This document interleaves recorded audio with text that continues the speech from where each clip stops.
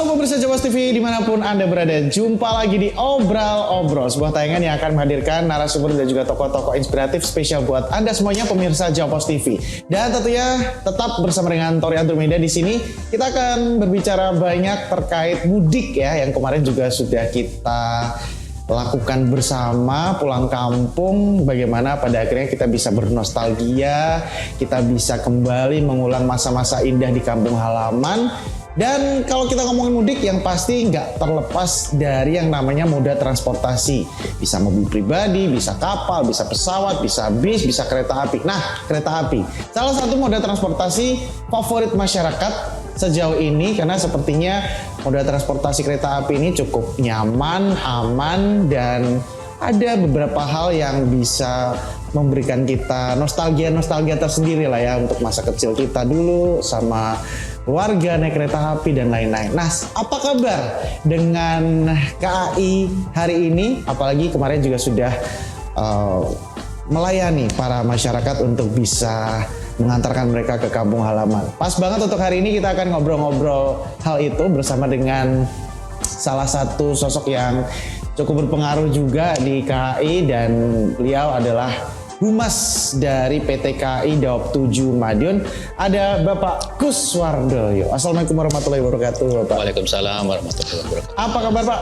Alhamdulillah sehat dan pastinya bahagia. Sehat dan pastinya bahagia ya. Oke, kelihatan banget ya, selalu semangat, selalu fresh. Apalagi kemarin juga sudah melayani masyarakat untuk bisa mengantarkan mereka ke kampung halaman. Terima kasih. Dan terima kasih juga sudah memberikan waktunya untuk mampir-mampir ke Jawas TV. Bagus. Menarik kalau kita berbicara tentang mudik ya, selalu banyak hal-hal menarik, khususnya kereta api ini. Saya adalah salah satu orang yang cukup sering, bahkan sangat sering ketika bepergian saya selalu memilih kereta api sebagai moda transportasi pilihan saya, karena nyaman, aman, dan ya itu tadi ya, mungkin ada romantisasi tersendiri. Apa kabar KAI untuk hari ini dan kemarin mudik 2024, Pak Gus? Ya. Pertama, saya ucapkan terima kasih dulu kepada Mas Tori nih, sebagai pengguna setia jasa layanan kereta. Itu yang pertama. Yang kemudian, kalau kita berbicara terkait dengan mudik atau arus balik dan arus mudik pada masa angkutan Lebaran, tentu tidak terlepas dari bagaimana kami berupaya all out memberikan pelayanan kepada pengguna jasa. Alhamdulillahnya untuk tahun ini saja, kalau kita lihat tahun yang lalu 2023, kami di Daob 7 berhasil mengangkut lebih kurang 187.000 pengguna jasa 2023. Sementara untuk saat ini, kalau kita lihat untuk keberangkatan 31 Maret sampai dengan 21 April nanti pada masa angkutan Lebaran, kita sudah mencatatkan 189.000 lebih. Wow. Ini masih berjalan proses hingga tanggal 21 sebetulnya.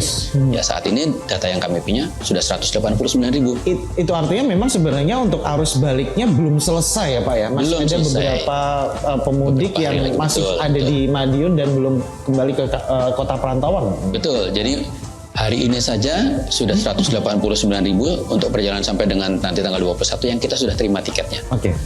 Itu nanti tentu masih akan bertambah, bergerak sampai dengan tanggal 21. Ini menunjukkan bahwa pengguna jasa kereta api ini makin lama makin banyak. Jadi ini merupakan tantangan sebetulnya untuk kami. Bagaimana kami bisa memastikan memberikan pelayanan yang lebih baik dari hari ke hari. Itu yang menjadi catatan kami. Nah, itu artinya memang dari ketika kita komparasi dengan 2023 dan 2024 ada peningkatan volume penumpang memang. Betul. Ya. Dan itu artinya bisa disimpulkan bahwa moda transportasi kereta api ini masih menjadi favorit pilihan masyarakat? Betul sekali. Berarti memang masih banyak yang mempercayakan PT KAI untuk bisa mengantarkan mereka ke kampung halaman ya. Betul sekali. Nah, sebelum kita membahas tentang mudik 2024 juga, untuk pelayanan yang diberikan Pak Agus untuk mudik, mungkin ada beberapa perbedaan mungkin daripada hari-hari biasanya? Ya, tentunya kalau pada masa-masa yang cukup besar kesibukannya seperti Natal, Tahun Baru, serta saat ini di angkutan Lebaran, kami selalu melakukan persiapan yang katakanlah jauh lebih besar daripada hari-hari biasa. Standar tetap sama, karena keselamatan tetap menjadi fokus kami. Itu yang pertama. Tapi tentunya pada saat-saat seperti ini, ketika frekuensi KA bertambah, pengguna jasa bertambah, kita tidak bisa lengah untuk melayani mereka. Yes. Makanya kemudian kami sudah menyiapkan berbagai hal. Salah satu diantaranya adalah kami dibantu oleh aparat TNI Polri. Oke. Itu bekerja sama untuk meningkatkan keamanan, pengawasan di stasiun, di jalur-jalur kereta api. Jadi kami menambahkan 65 orang petugas dari TNI Polri untuk membantu menciptakan keamanan itu tadi. Di stasiun? Di stasiun dan juga di KA dan di jalur-jalur kereta. Oke. Jadi mereka berpatroli di jalur kereta, kemudian juga ikut dalam perjalanan dan sebagainya. Itu dari sisi keamanan yang kita katakan keamanan dalam pelayanannya. Yeah. Kemudian di sisi lain, kita juga rutin melakukan pemeriksaan terhadap jalur-jalur yang ada. Artinya kita punya petugas yang namanya PPJ, petugas pemeriksa jalur. Beliau-beliau ini yang berjalan kaki dari satu stasiun ke stasiun lain untuk memastikan bahwa treknya aman. Oke. Nah, pada saat Lebaran ini kami menambahkan jumlah itu. Jadi pada saat Lebaran yang tadinya pemeriksaan 1 kali itu bisa 2 kali kita lakukan setiap harinya. Jadi tentunya apa yang kami lakukan ini tujuannya hanya satu, memastikan bahwa pada saat libur Lebaran ini semua pengguna jasa bisa terlayani dengan baik sampai ke tempat tujuannya. Nah, itu saja. Itu berarti memang ada perbedaan lah ya ketika memang melayani para penumpang di hari-hari biasa dan juga di momen-momen hari raya seperti ini. Betul. Nah, kemudian untuk penambahan gerbong mungkin atau kereta api, karena ini kan volume penumpangnya juga otomatis semakin besar, semakin banyak. Untuk penambahan gerbong ataupun kereta api jalur pemberangkatan mungkin ada penambahan? Ya, jadi kalau untuk terkait dengan tambahan armada pada masa angkutan Lebaran ini, tentunya saat ini kami menambahkan 1 perjalanan kereta api yang keberangkatan dari Daob 7. Tadinya kita punya 4 keberangkatan Daob 7, kita tambahkan 1 dengan KA Berantas Lebaran. Selain itu juga ada beberapa kereta api tambahan yang melintas di Daob 7. Nah, tentunya dengan tambahan ini artinya frekuensi meningkat, kami berharap bisa untuk menampung kebutuhan semua pengguna jasa kereta api. Dan memang kalau kita lihat saja data yang menunjukkan bahwa untuk keberangkatan kereta api dari Daob 7, kami memiliki kapasitas tempat duduk itu 73.656. Total semua kereta api ya? Betul. Dan saat ini itu sudah lebih dari 90.000 penggunanya. Jadi tiket yang terjual sudah lebih dari 90.000, ini berarti menunjukkan sekitar 123% lah dibandingkan ketersediaan tempat duduk. Nah, tentunya ini saya berharap tidak ada salah persepsi. Kita menyiapkan hanya 73.000, kenapa kok jadi 90.000 yang membeli? Jadi memang kalau dalam perjalanan kereta api, kita mempunyai istilahnya adalah kapasitas dinamis. Kapasitas dinamis itu pengguna jasanya tidak OD, tapi di tengah jalan mereka berhenti kemudian digantikan dengan penumpang yang lainnya. Jadi satu seat bisa diisi oleh 2 orang tentunya. Katakan dari Madiun sampai Jogja mereka turun, kemudian dari Jogja melanjutkan ke Bandung. Dari Jogja ada orang baru lagi untuk menempati. Jadi memang dengan kapasitas yang ada seperti itu, kemudian peminatan cukup tinggi, kami juga yang ingin saya sampaikan tentunya saya berterima kasih nih bahwa masyarakat masih sangat percaya kepada layanan kereta api. Dan tentunya dengan ada kondisi seperti ini kami berupaya semaksimal mungkin untuk menambah sarana yang ada. Sehingga memang pada beberapa perjalanan seperti KA Berantas, Singosari, kami pun menambahkan 1 kereta tambahan. Kalau masyarakat lebih mampu menyebutnya 1 gerbong. Kita tambahkan itu karena memang permintaan cukup tinggi. Dan ternyata dalam waktu singkat pun langsung habis. Luar biasa. Sebegitu besarnya kepercayaan masyarakat terhadap moda transportasi kereta api ya otomatis ya. Dan pastinya masih akan kita lanjutkan lagi obrolan kita untuk hari ini bersama dengan Pak Kus selaku Humas PT KAI Daob 7 Madiun. Jadi jangan kemana-mana, tetap di Obrol-Obrol. Betul, pernah kebetulan ada kemarin kasus 2 orang yang pingsan sampai di dalam kereta. Kemudian kami turunkan dan kami rujuk ke rumah sakit terdekat. Gitu. Untuk kelanjutan perjalanannya seperti apa Bu?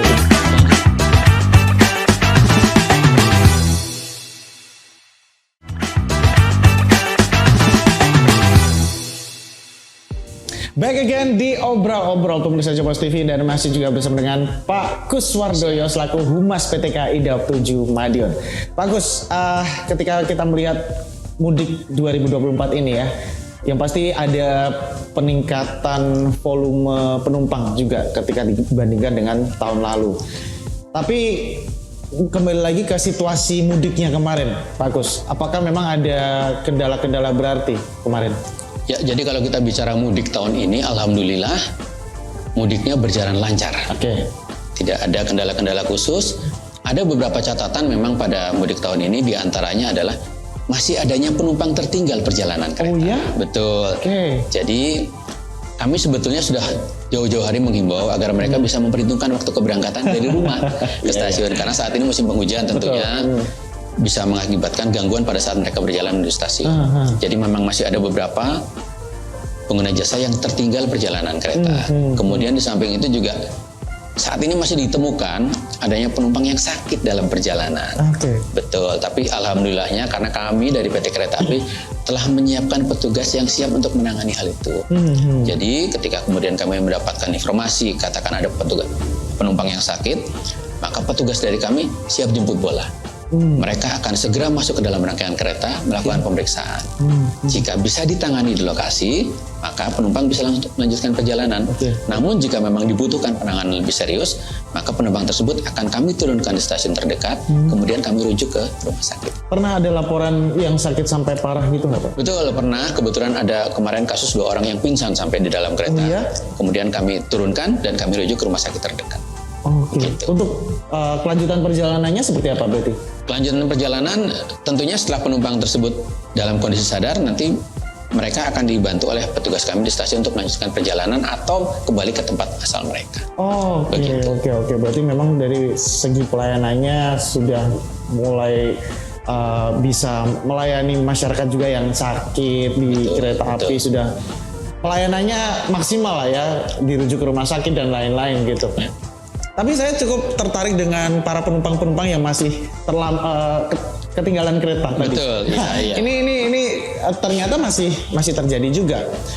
Ketika memang para penumpang ini ketinggalan kereta dan pada akhirnya tidak bisa melakukan perjalanan, apa yang harus dilakukan, Pak Agus? Dalam arti kemarin kan memang jumlah tiketnya udah habis semua. Betul. Iya. Apakah pada akhirnya mereka ini kehilangan kesempatan untuk bisa menikmati perjalanan kereta api untuk pulang kampung, atau mungkin ada bantuan mungkin dari KAI untuk bisa tetap melakukan perjalanan?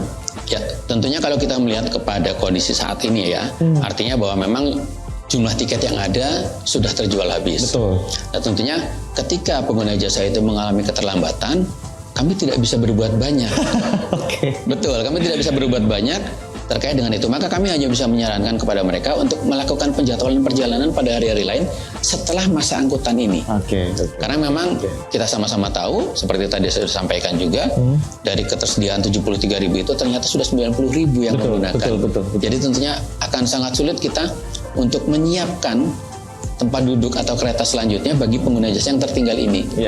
Tentunya yaitu tadi kami jauh-jauh hari sudah menyampaikan agar tetap hati-hati untuk menghitung perjalanan dari rumah ke stasiun itu tadi itu, Mas. Nah, itu salah satu advice, salah satu nasihat juga untuk masyarakat yang melakukan perjalanan dengan moda transportasi kereta api, bahwa ya kalau bisa sih, kalau keretanya jam 7.15 ya jangan nyampe stasiunnya jam 7.10 ya.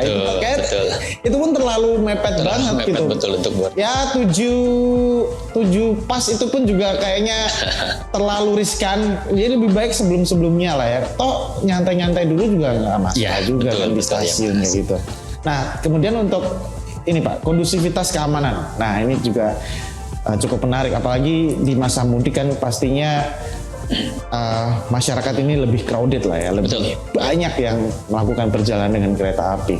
Apakah memang ada kasus-kasus barang tertinggal mungkin, atau ya ada kasus kriminalitas lain? Ya, kalau terkait dengan kasus kriminalitas, alhamdulillah memang sejauh ini tidak ada kasus kriminalitas. Sama sekali tidak ada. Sama sekali tidak ada kasus kriminalitas. Apalagi ketika kemudian pada masuk angkutan lebaran ini kami dibantu oleh petugas dari TNI Polri. Perkuatan keamanan untuk pelayanan kepada pengguna jasa kami siapkan di stasiun-stasiun keberangkatan. Tapi kalau kita berbicara terkait barang tertinggal, ya memang masih ditemukan barang-barang tertinggal. Jadi sampai saat ini sudah belasan barang tertinggal yang kami dapati. Kemudian barang-barang itu kami simpan di lost and found kami yang ada di Madiun dan Stasiun Blitar. Kemudian nanti bagi para penumpang yang memang merasa barangnya tertinggal bisa menghubungi petugas-petugas di stasiun. Nanti tentunya seandainya, mohon maaf, ketika kemudian ada penumpang berangkat dari Madiun menuju Bandung, kemudian barangnya tertinggal di stasiun Madiun, maka kemudian barang itu akan kami simpan di stasiun Madiun. Kemudian setelah ada konfirmasi dari pemilik barang tersebut sesuai dengan identitas dan lain sebagainya, maka penumpang itu bisa meminta barang itu apakah akan diambil di stasiun Madiun atau diambil di stasiun Bandung. Oh, betul. Berarti itu artinya barang yang tertinggal dari para penumpang ini bisa dikirimkan juga? Kami kirimkan ke stasiun tujuan mereka. Saat itu ada yang meminta, kebetulan barangnya tertinggal di Madiun dan dia sudah sampai Bandung. Mereka meminta apakah bisa dikirim ke Bandung, kami siap kirimkan. Oke. Kami kirimkan kepada pemilik barang itu yang ada di stasiun Bandung. Berarti memang pernah terjadi seperti itu ya? Pernah terjadi, sudah belasan barang dan nilainya puluhan juta. Oh iya? Betul sekali. Nah ini juga salah satu bentuk tanggung jawab masing-masing ya, tanggung jawab para pemilik barang, dan ini juga salah satu bentuk layanan juga loh dari PT KAI, bahwa ketika ada cukup banyak barang-barang yang tertinggal, ya otomatis ketika memang kita sebagai pemilik barang juga ingin mencari keberadaan barang itu, ya dari PT KAI sendiri pasti akan membantu begitu ya, bisa dititipkan di stasiun atau bisa dikirimkan bahkan. Betul. Tapi jelas satu message-nya adalah tetap harus berhati-hati membawa barang-barang. Betul sekali. Kemudian untuk di kasus-kasus lain, Pak Kus, mungkin di stasiun mungkin ada beberapa kejadian-kejadian unik dan menarik selama mudik ini dari penumpang mungkin yang ditemukan. Ya, kalau kejadian-kejadian unik itu selalu ada ya. Iya. Jadi setiap tahun kita selalu menemukan hal-hal yang baru, yang lucu dan yang unik ya. Ya, contohnya nih. Contohnya beberapa hari yang lalu itu kami menerima rombongan pengguna jasa kereta api yang hendak berangkat tapi menggunakan baju anime semua. Anime semua, iya. Itu ada sekitar 6-7 orang itu menggunakan baju anime semua masuk ke stasiun itu seperti itu. Itu mudik itu? Itu mudik. Ngapain mudik ke Jepang? Jadi memang perilaku dari pengguna jasa itu kan memang macam-macam. Iya. Salah satunya itulah kita menerima pengguna jasa yang menggunakan pakaian-pakaian yang tidak umum kita gunakan lah, seperti itu. Seperti itulah mereka ada datang dengan baju anime, bahkan ada juga pengguna jasa yang mempertanyakan ke kami, kenapa kok sekarang tidak pernah antri di stasiun? Nah, itu menarik itu. Betul. Ini akan lanjut juga pertanyaan saya, bahwa untuk zaman sekarang semuanya serba digital. Betul. Semuanya serba online, semuanya sudah tidak menggunakan cara-cara konvensional. Apakah memang kesadaran masyarakat untuk digital ini semakin tinggi atau seperti apa? Nah, tapi tahan dulu Pak, nanti kita akan lanjut lagi untuk segmen berikutnya. Jadi jangan kemana-mana, tetap di Obrol-Obrol. Pertanyaan-pertanyaan, Pak, kenapa tidak ada antrian lagi sih beli tiket di loket? Sebetulnya hal itu ada terjadi pertanyaan seperti itu, namun tentunya kita harus kembali lagi.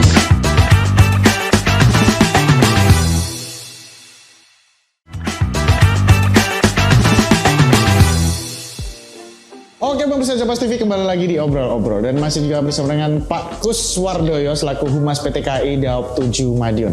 Pak Kus, kembali lagi ke pertanyaan bahwa masyarakat kita kan ya masyarakat yang majemuk ya, banyak karakter, banyak sifat, banyak sikap yang mungkin, contohnya tadi yang sempat mau saya tanyakan bahwa sekarang pelayanan PT KAI untuk bisa mendapatkan tiket kebanyakan bahkan hampir semuanya melalui online, digitalisasi. Apakah memang masyarakat ini juga sudah mulai melek digital, sudah bisa pesan tiket secara online, secara mandiri dengan gadget? Apalagi kan untuk mudik kan tidak hanya anak-anak muda yang pulang kampung, tapi juga mungkin orang-orang yang mungkin usianya sudah lanjut. Apakah memang mereka sudah bisa mempergunakan layanan-layanan digital itu? Ya. Jadi terkait dengan teknologi yang kami gunakan, tentunya kita semua tahu lah, yang namanya teknologi itu memang tidak bisa dihindari keberadaannya. Betul. Keniscayaan. Betul. Jadi memang kalau untuk kami di PT Kereta Api sendiri, sejauh ini apa data yang kami punya menunjukkan bahwa sebagian besar warga masyarakat sudah paham, dan mereka sudah mampu menggunakan digitalisasi untuk melakukan pemesanan tiket. Memang kalau kita berbicara bahwa seperti tadi saya sampaikan, masih ada orang-orang yang ingin bernostalgia tentunya dengan pertanyaan-pertanyaan, Pak, kenapa tidak ada antrian lagi sih beli tiket di loket? Sebetulnya hal itu ada terjadi pertanyaan seperti itu, namun tentunya kita harus kembali lagi. Keniscayaan itu tadi memang harus kita lakukan. Iya, betul. Harus kita jalani, dan alhamdulillahnya dengan digitalisasi ini jauh memberikan kemudahan bagi kita semua. Betul. Terbukti bahwa sampai saat ini pun sudah sekitar 80% lah pengguna jasa itu bisa mengoperasikan alatnya untuk membeli pemesanan tiket sendiri. Berarti sudah sekitar 80% mereka bisa ya? Bisa untuk melakukan itu. Jadi ini menunjukkan bahwa teknologi yang kami terapkan ini sudah diterima oleh masyarakat. Walaupun pada akhirnya memang masih cukup banyak masyarakat yang merindukan cara-cara konvensional ya. Dengan tiket fisik, dengan mereka mungkin memegang tiketnya, mungkin ya ada kepuasan-kepuasan tersendiri mungkin ya. Dan mungkin romantisasi nostalgia dulu sama bapak yang antri di stasiun itu mungkin ingin mereka ulangi kurang lebih. Betul, selalu ada kerinduan untuk apa? Untuk nostalgia itu pasti selalu ada kerinduan. Betul. Nah, bagus, mudik selalu menjadi hal yang cukup masif lah ya dilakukan oleh masyarakat juga. Bagaimana dengan kecelakaan atau mungkin ada beberapa insiden tertentu kemarin kalau tidak salah juga sempat ada mobil yang sepertinya itu di pelintasan Sebidang kalau tidak salah ya, yang sampai tertabrak kereta api. Mungkin ini sekaligus sosialisasi ke masyarakat juga, Pak Gus. Ya, jadi terkait dengan masa mudik, tentunya traffic atau lalu lintas tidak hanya di kereta api, namun di jalan raya juga pasti akan meningkat. Betul. Hal-hal yang harus diperhatikan, salah satunya adalah terkait dengan keberadaan perlintasan sebidang. Jadi tentunya bagi semua pengguna jalan raya yang kebetulan melewati perlintasan sebidang dengan kereta api, kami selalu menyampaikan himbauan agar mereka berhati-hati saat melintasi perlintasan sebidang. Pastikan berhenti dulu, tengok kanan kiri, ketika kondisi aman, baru silahkan melanjutkan perjalanan.